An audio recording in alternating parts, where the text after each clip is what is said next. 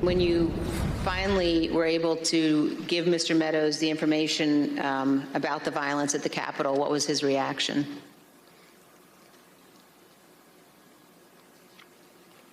He almost had a lack of reaction.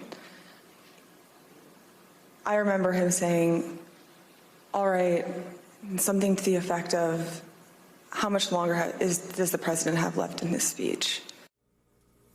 Joining our coverage, former Republican Congressman Denver Riggleman. He's also a former advisor to the January 6th Select Committee. The panel's still here as well.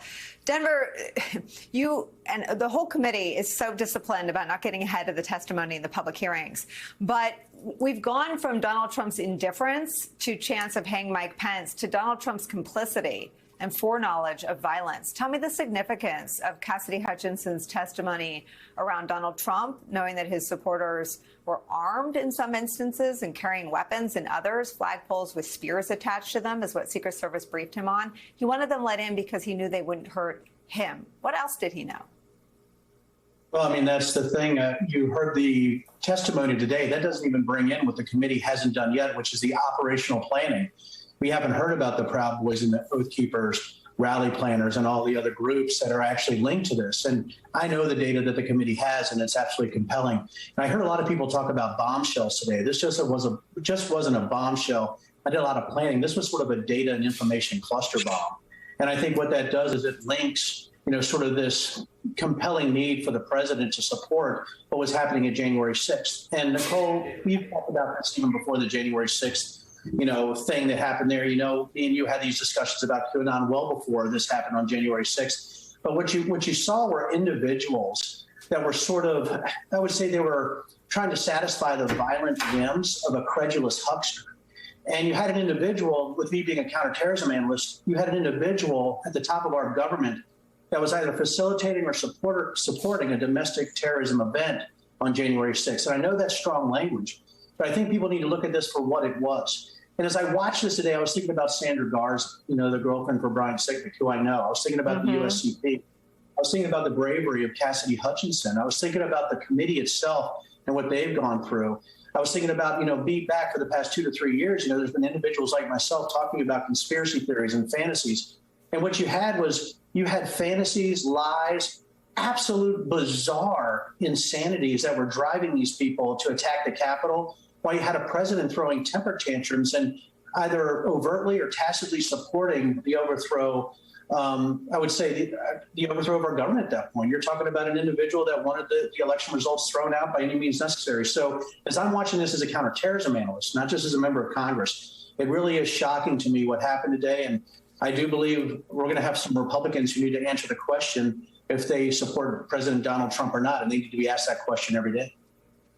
Well, Liz Cheney is certainly focusing her public comments on the root cause of the domestic terror attack, which is clear in her view is Donald Trump. It's also clear that what Cassidy Hutchinson testified to is Mark Meadows as an accomplice. He was in on everything that turned violent. The Willard Hotel as a command center. His 25-year-old, basically the chief of staff to the chief of staff, tells him that's ill-advised. I mean, what is George Terwilliger is a real lawyer, unlike a lot of the people who defend Donald Trump when he gets in trouble.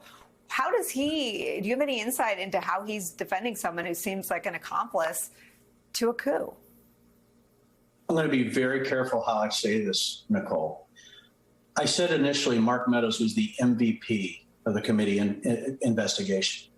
Today, I think we see that Mark Meadows is the Rosetta Stone of the investigation. He was sort of the pivot man for everything that was happening between these groups and also up to the president.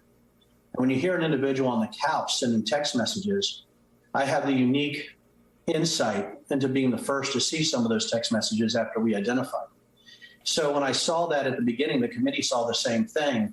They automatically knew that with what they saw in text messages, that there was a story here that they could break apart. And we have to know this too, Nicole, and I'm being very careful. There's 1,000 text messages that we know that we haven't seen that he said that were privileged. We also know that Mark Meadows and others are fighting their call detail records. Why are they doing that? Because ones and zeros is a tremendous weapon. And with that kind of data at the hands of the committee right now, I don't think the American public has seen anything yet.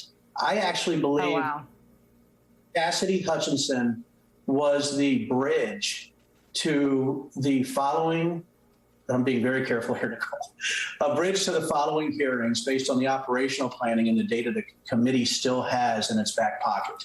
So again, Mark Meadows is the most valuable player for the committee. I think it is the Rosetta Stone. He was in the middle of it all. And I think it puts his legal team in a tremendously challenging position.